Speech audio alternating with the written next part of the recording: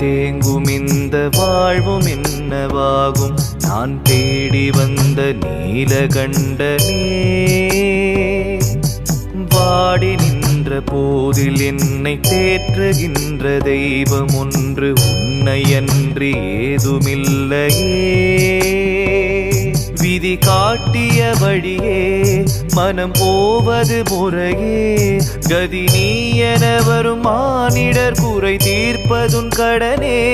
சிவன் சேவடி சுகமே, அதை காண்பது வரமே, சிவபோதனை தரும்